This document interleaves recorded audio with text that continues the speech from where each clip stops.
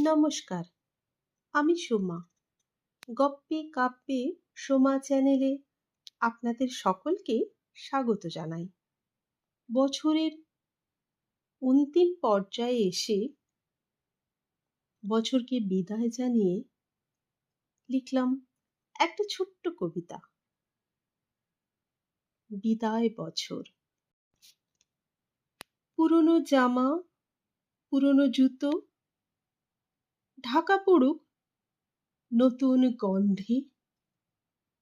পুরনো কথা, পুরনো ব্যথা ঢাকা পড়ুক নতুন ছন্দে।